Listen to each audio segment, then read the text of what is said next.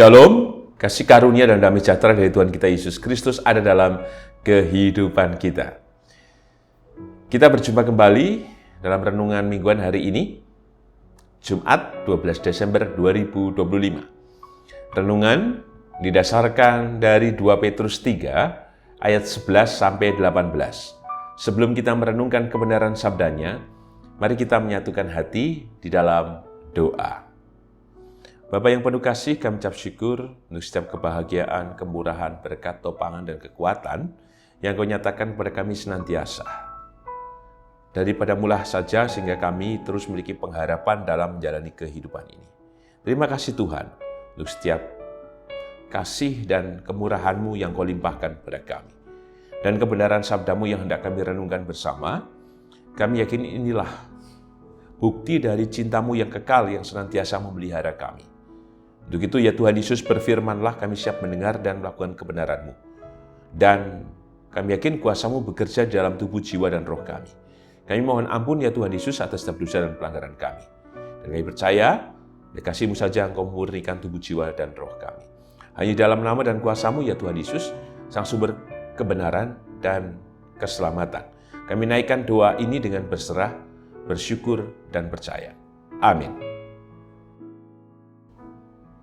2 Petrus 3 ayat 11 sampai 18. 2 Petrus 3 ayat 11 sampai dengan ke-18. Demikian sabda Tuhan. Jadi, jika segala sesuatu ini akan hancur secara demikian, betapa suci dan salehnya kamu harus hidup. Yaitu kamu yang menantikan dan mempercepat kedatangan hari Allah. Pada hari itu langit akan binasa dalam api dan unsur-unsur dunia akan hancur karena nyalanya. Tetapi sesuai dengan janjinya, kita menantikan langit yang baru dan bumi yang baru di mana terdapat kebenaran. Sebab itu, saudara-saudaraku yang kekasih, sambil menantikan semuanya ini, kamu harus berusaha supaya kamu kedapatan tak bercacat dan tak bernoda di hadapannya dalam perdamaian dengan Dia. Anggaplah kesabaran Tuhan kita sebagai kesempatan bagimu untuk beroleh selamat, seperti juga Paulus, saudara kita yang kekasih, telah menulis kepadamu menurut hikmat yang dikaruniakan kepadanya. Hal itu dibuatnya dalam semua suratnya. Apabila ia berbicara tentang perkara-perkara ini, dalam surat-suratnya itu ada hal-hal yang sukar difahami, sehingga orang-orang yang tidak memahaminya dan yang tidak teguh imannya memutarbalikannya menjadi kebinasaan mereka sendiri, sama seperti yang juga mereka buat dengan tulisan-tulisan yang lain. Tetapi kamu, saudara-saudaraku yang kekasih, kamu telah mengetahui hal ini sebelumnya. Karena itu waspadalah, supaya kamu jangan terseret ke dalam kesesatan orang-orang yang tak mengenal hukum, dan jangan kehilangan peganganmu yang teguh. Tetapi bertumbuhlah dalam kasih karunia dan dalam pengenalan akan Tuhan dan Juru Selamat kita, Yesus Kristus. Baginya kemuliaan sekarang dan sampai selama-lamanya. Berbaiklah kita yang merenungkan sabda Tuhan dan berbaiklah kita yang percaya. Maranatha. Amin. Eyang Kakung, Eyang Putri, Bapak Ibu Saudara, dan anak-anak yang dikasihi Tuhan. Tema renungan mingguan hari ini Jumat 12 Desember 2025 adalah beroleh selamat. Dalam minggu-minggu Advent ini sangat terasa sekali. Bukan saja ada simbol-simbol di dalam gereja. Warna, ada pohon Natal, ada lilin, dan dekorasi yang tentu saja dihadirkan untuk menumbuhkan, mengingatkan bahwa kita sedang memasuki masa Advent pertama, kedua, dan selanjutnya ketiga dan keempat. Ada peristiwa besar yang terjadi bangsa ini. Soal apa? Soal bencana alam. Sekalipun soal bencana alam itu kan terus terjadi dan berulang di negara ini. Khususnya bencana alam yang diakibatkan oleh kerusakan alam. Siapa penyebab kerusakan alam ini? Ya manusia. Dengan keserakahannya. Ini sudah terjadi beberapa kali di negara ini. Dan tiada henti-hentinya. Kerusakan itu terus terjadi. Sekarang dalam dunia digital tentu semua menjadi terbuka. Kalau dulu kan kita hanya bisa membaca lewat media cetak saja, ataupun membaca berita online pun terbatas. Sekarang dengan masifnya era digitalisasi, sehingga kita menjadi tahu bagaimana rusaknya hutan-hutan di Indonesia. Saya hanya kemudian mengambil refleksi dalam pikir yang kritis, kenapa orang begitu tega merusak alam dengan berbagai dalih dan alasan. Ada kejahatan-kejahatan yang disembunyikan, baik oleh pribadi atau korporasi. Dan akibatnya sekarang semua menjadi kelihatan siapa pelakunya, siapa yang bermain di dalamnya. Ya sekalipun juga ada yang tidak diketahui. Tapi peringatan-peringatan keras yang ditunjukkan oleh alam, yang sudah berulang kali yang memakan korban, ternyata tidak membuat manusia untuk sadar. Dan kita tahu daerah-daerah tertentu sudah kehilangan kekuatan alamnya, dalam artian alam hutan menjadi gundul. Hanya bisa jadi soal tambang saja, eksploitasi pada tanaman, dan lain sebagainya. Dalam refleksi kritis itu kemudian saya mengajukan pertanyaan. Apa mereka tidak berpikir bahwa ada Sang Pencipta yang bertanggung jawab atas kehidupan dan telah menciptakan kehidupan itu? Bahwa tanaman yang dicipta bukankah untuk kehidupan manusia? Bukan hanya untuk Indonesia saja, tapi muka bumi ini. Mungkin karena mereka sudah dijejali dengan pikiran hanya keuntungan saja, ya soal uang, supaya dapat kemewahan, supaya dapat kuasa, dan lain sebagainya. Sehingga mereka tidak akan berpikir tentang tanggung jawab. Baik tanggung jawab untuk generasi berikutnya.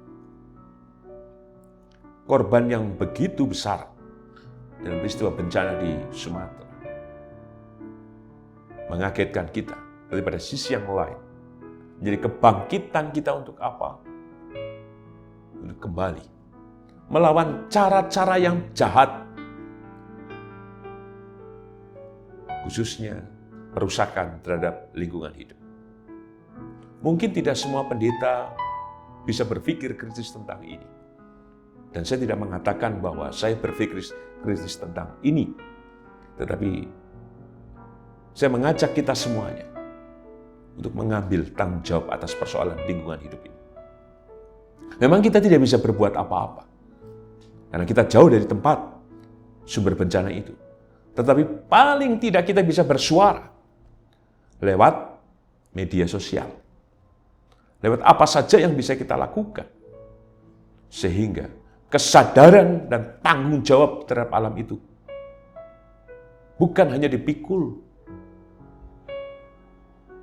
oleh mereka yang selama ini memang berjuang, tetapi oleh kita semuanya. Kenapa saya mengatakan demikian? Tema hari ini, beroleh selamat. Bukankah keselamatan itu betul dari Tuhan, tetapi kita pelihara keselamatan yang dari Tuhan.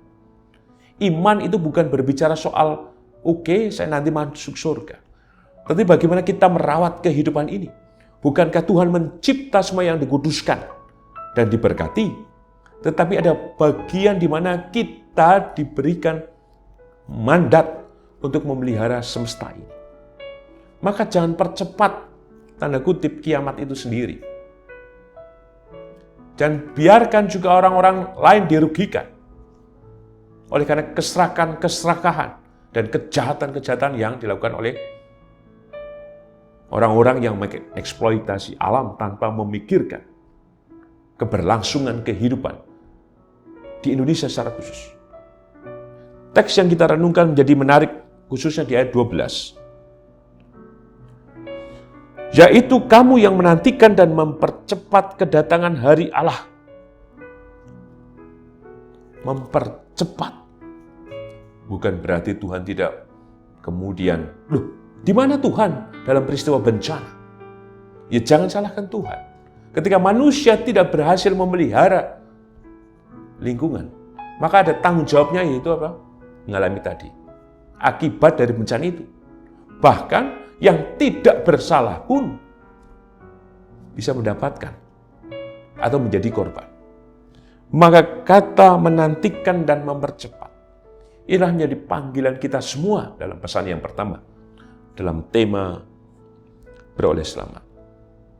Kita yang sudah memperoleh keselamatan, mari kita bersama mengupayakan kehidupan ini dengan sebaik-baiknya, menantikan dan mempercepat. Artinya kita juga terus berharap dan percaya kepada Tuhan.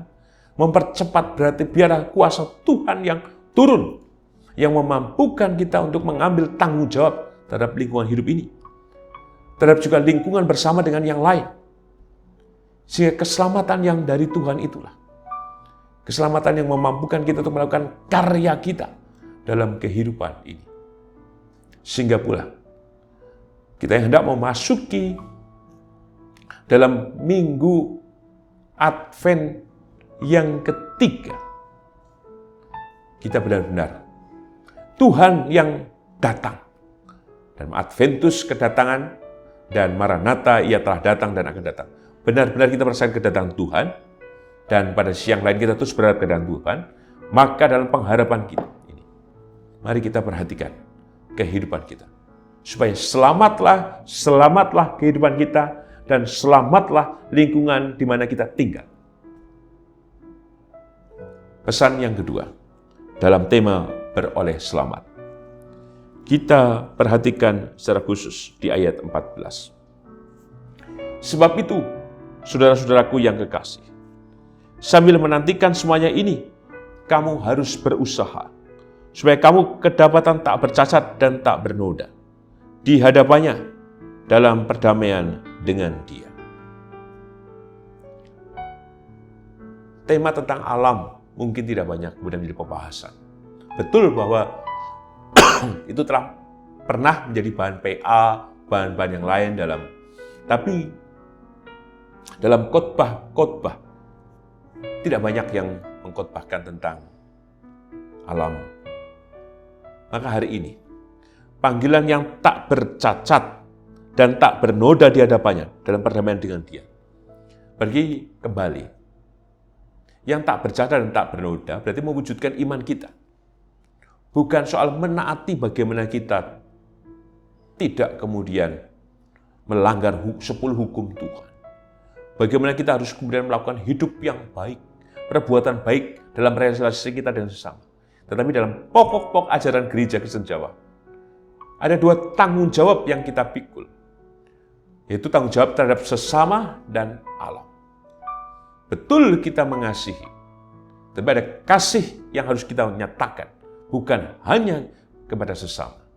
Kasih kita kepada Tuhan diwujudkan dalam tanggung jawab kita yang tak bercacat dan tak bernoda, dengan tidak merusak kehidupan, termasuk lingkungan di sekitar di mana kita berada. Supaya apa? Kalau kita melakukan hal-hal yang merusak lingkungan, sesungguhnya kita juga merusak ciptaan yang telah Ia nyatakan, yang telah Ia berkati dan kuduskan. Belum ada statement bahwa orang yang merusak lingkungan hidup adalah orang yang berdosa. Mungkin saya belum pernah mendengarnya. Mungkin ada di antara Bapak, Ibu, Saudara pernah mendengar. Yang tak bercacat dan tak bernoda itulah juga menjadi bagian bagaimana kita menghayati panggilan dalam memelihara dan menjaga semesta ini. Maka mari kita pulihkan relasi kita dengan Tuhan. Salah satunya dengan memulihkan relasi kita dengan sesama dan juga relasi kita dengan lingkungan di mana kita berada. Beroleh selamat, maka biarlah dengan merawat lingkungan, dengan mengambil tanggung jawabkan untuk pemulihan kembali semesta ini, alam di mana kita tinggal. Sehingga keselamatan yang dari Tuhan benar-benar terpelihara atas kehidupan kita. Alam yang sepertinya marah oleh karena dirusak oleh manusia. Sesungguhnya alam sedang jujur bahwa ia telah dilukai oleh manusia yang serakah. Mari kita tidak boleh melukai alam ini. Butuh sebuah pertobatan ekologis bahwa kita bertanggung jawab atas kehidupan ini. Dan sebagai penutup dalam tema beroleh selamat, kita perhatikan ayat 17-18. Tetapi kamu saudara-saudaraku yang kekasih, kamu telah mengetahui hal ini sebelumnya. Karena itu waspadalah supaya kamu jangan terseret ke dalam kesesatan orang-orang yang tak mengenal hukum, dan jangan kehilangan peganganmu yang teguh. Tetapi bertumbuhlah dalam kasih karunia dan dalam pengenalan akan Tuhan dan Juru Selamat kita, Yesus Kristus. Baginya kemuliaan sekarang dan sampai selama-lamanya. Minggu-minggu Advent, mari kita fokuskan pada tragedi yang sudah terjadi di negara ini. Sekalipun bukan dianggap sebagai bencana nasional, tapi mari kita anggap sebagai sebuah tragedi yang mengingatkan kita bahwa sesungguhnya Tuhan telah memberikan mandat untuk kita. Bukan untuk mengeksploitasi alam, tetapi mencintai dan mengasihi alam di mana kita tinggal. Dan di dalamnya, sebenarnya alam adalah berkat yang Tuhan nyatakan kepada kita semuanya. Berkat anugerah yang Ia limpahkan kepada kita semuanya. Sehingga kiranya disebutkan, bertumbuhlah dalam kasih karunia. Untuk itu, mari kita pelihara. Supaya keselamatan yang dari Tuhan terus juga hadir di dalam kehidupan kita. Dengan kita menjadi agen-agen yang dari Tuhan, yang menyelamatkan juga kehidupan di muka bumi ini, khususnya di mana kita tinggal. Sehingga kita tidak terseret ke dalam kesesatan orang-orang yang hanya mengeksploitasi, tetapi kita benar-benar dimampukan untuk Tuhan, untuk menjaga, memelihara lingkungan di mana kita tinggal, sehingga keselamatan itu terpelihara untuk kita dan generasi berikutnya. Tuhan memberkati. Amin. Mari kita menyatukan hati di dalam doa. Bapa dalam sorga, kami ucap syukur untuk kebenaran sabdamu yang telah kami renungkan bersama. Mampukan kami yang sudah beroleh keselamatan darimu, memelihara keselamatan itu, dan mengasihi, mencintai, dan bertanggung jawab di lingkungan di mana kami tinggal. Khususnya alam yang harus kami pelihara, yang sesungguhnya telah Kau anugerahkan menjadi berkat untuk kehidupan kami. Terima kasih Tuhan Yesus, untuk kebenaran sabdamu yang telah kami renungkan bersama. Dan kami yakin, Engkau yang menyelamatkan, maka Engkau hadir di dalam kehidupan secara khusus Ibu Ami Birowo, anak Amoresia, Ibu Sri Utami Suprapto, Bapak Sulistianto Biaki, Bapak Cahyo Muntadi, Saudari Dita M. Kristanti, Ibu Indira Puspasari, Bapak Warsito Utomo, Ibu Endang Joko Triyono, Ibu Ana Rosalia, Ibu Martini Endah Rasdiman, Bapak Edwin Krusma Yulianto, Bapak Pendeta Emeritus Dwedi Nugroho, Ibu Erni Tanisip, Bapak dan Ibu Hadi Wahyono, anak Nasya Alana, Ibu Susilewati, Ibu Frida, Saudara Girbet, dan khususnya Ibu Puji Asri Suharjo yang dalam pemulihan setelah menjalani operasi katarak, dan juga secara khusus Bapak Bernard Adenai Risakota, suami dari Ibu Farsiana Risakota warga wilayah 3, yang saat ini menjalani pemulihan kesehatan di Amerika. Kami percaya Tuhan, kasih, kemurahan, berkat, pertolongan, anugerah-Mu Tuhan, terjadi dalam kehidupan hamba-hamba-Mu ini. Kekuatan yang dari-Mu telah yang hadir, sehingga mujizat-Mu berkarya, memulihkan, memampukan, menyegarkan, dan secara khusus menyempurnakan kembali kesehatan hamba-hamba-Mu ini Tuhan. Kami percaya. Kami juga berdoa ya Tuhan untuk kehidupan Ibu Tugira Sariman, Ibu Rusmiati Suharti, Bapak Priyono, Ibu Murjangkung, Ibu Endang Karno, Ibu Kun Mariatin Subarti, Bapak Saharun, Bapak Bardi Benyamin, Ibu Sardi Budi Santoso, Bapak Christian Dauribu, Bapak Elias Sariman, Bapak dan Ibu Sunarto Saputro, Ibu Marti Utomo, Ibu Yatmiatini Rusti, Ibu Sri Suwarsi Rahayu. Berkati dan tolonglah ya Tuhan, kesukacitaan dan berkat-Mu yang hadir dalam kehidupan hamba-Mu ini. Berikan juga kesegaran, kesehatan, dan terlebih anugerah-Mu yang melampaui segala hal itu, yang menopang kehidupan mereka kini dan sepanjang masa. Berkati seluruh keluarga yang mendampingi, berikan juga ketabahan, berikan kekuatan, berikan rahmat dan berkat-Mu atas mereka. Demikian juga atas setiap kehidupan kami Tuhan, pergumulan kami secara pribadi, maupun di tengah kehidupan rumah tangga kami, tolonglah kami Tuhan. Sempurnalah kasih-Mu Tuhan, yang menyatakan kuasa, yang menyatakan berkat, yang menyatakan hikmat atas kami semuanya. Sehingga dalam segala pergumulan apapun yang sedang kami tanggung Tuhan, Engkau menolong, Engkau menguatkan, Engkau menyatakan mukjizat-Mu atas kami. Berkati rumah tangga kami, berkati apapun yang kami lakukan. Kami yakin Engkau memulihkan ekonomi rumah tangga kami. Engkau juga memulihkan kehidupan kami pribadi lepas pribadi Tuhan. Termasuk Engkau memberkati kehidupan anak dan cucu kami dalam studi mereka, dalam pekerjaan mereka, dalam kehidupan rumah tangga mereka, dan hal apapun mereka lakukan, kami yakin Tuhan Engkau menolong mereka. Kami juga berdoa Tuhan untuk kehidupan bergereja di GKJ Sarimulyo. Kami percaya Tuhan kasih, kuasa, berkat, anugerah-Mu terjadi dalam kehidupan bergereja di GKJ Sarimulyo. Kami juga berdoa ya Tuhan untuk bangsa dan negara kami Indonesia. Terjadinya bencana menjadi peringatan yang sangat keras untuk kami. Karena kejadian ini sudah berulang. Dan kami merasa geram dan gemas. Kenapa ini terus terjadi? Maka biarlah dalam peristiwa yang memilukan, yang memakan korban jiwa, kami dibangkitkan untuk bersama-sama mengambil tanggung jawab itu Tuhan dalam kehidupan bersama. Bukan saja membantu para korban Tuhan, tetapi ada yang perlu dipulihkan, yaitu alam di mana kami tinggal, khususnya di negara kami, Indonesia Tuhan. Mampukan kami Tuhan untuk hadir. Kami tidak hanya mendengar saja. Kami tidak hanya bergerak di dalam lingkungan gereja saja. Tapi biarlah kami mengambil tanggung jawab itu dalam partisipasi aktif kami Tuhan. Untuk itu Tuhan, tolonglah kami dan berkati kami. Terima kasih ya Tuhan Yesus. Inilah doa dan pengharapan kami yang kami naikkan hanya dalam nama dan kuasa-Mu.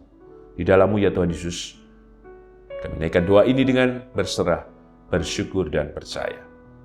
Amin. Tuhan Yesus memberkati Eyang Kakung, Eyang Putri, Bapak Ibu Saudara dan anak-anak kini dan selamanya. Amin.